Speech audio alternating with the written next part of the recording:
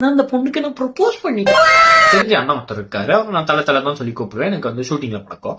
அவருக்கு நான் எப்பவுமே இந்த ஒன் சைட் சம்பந்தப்பட்ட ரீல்ஸா அனுப்பேன். அதை பார்த்துட்டு ஏன்டா பீத்தர பையில எனக்கு அனுப்பது பதிலா அந்த பொண்ணுக்கு அனுப்புடா, அப்பதான் வந்து தெரியும், இப்ப பேசுடான்னு வரும்.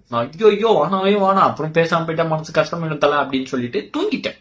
கனவுல வந்து நான் ரோஸ் எல்லாம் வாங்கிட்டு சாக்லேட் வாங்கிட்டு அந்த பொண்ணுக்கு ப்ரொபோஸ் பண்ண போறேன். அந்த பொண்ணு சாரிடா நான் ஆல்ரெடி கமிட்டட், ஒரு வாரம் ஆயிடுச்சு அப்படின்றா.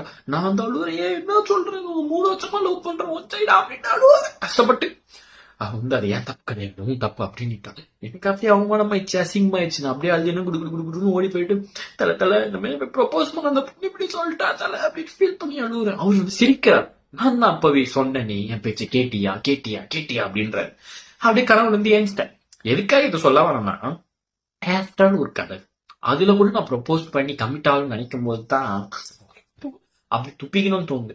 ஆனா ஒரு பக்கம் வந்து சந்தோஷமா இருக்கு. ஏன் சொல்லுங்க, ஏன்னா அந்த பொண்ணுக்கு நான் ப்ரொபோஸ் பண்ணிட்டேன் கனவுல. அது பெருமல. ஆக்சுவலா வந்து கனவுல வந்து கெட்டது நடந்தா நல்லது நடக்கணுவாங்க. சோ எனக்கு அங்க கெட்டது நடந்திருக்கு, அப்ப நல்லது நடக்கணும். அந்த ஒரு நம்பிக்கையில என்ன மாதிரி எத்தனை பேர் ஒன் சைடா லவ் பண்ணிட்டு இன்னும் பேசுறதுக்கு பயப்படுறீங்கன்றது வந்து கமெண்ட்ல சொல்லுங்க. இந்த வீடியோ முழுக்க முழுக்க முழுக்க ஒன் சைட் லவர்ஸ்க்காக சமர்ப்பிக்கப்படுகிறது. கரெக்டா சொல்லிட்டேன், ரோல் ஆகல.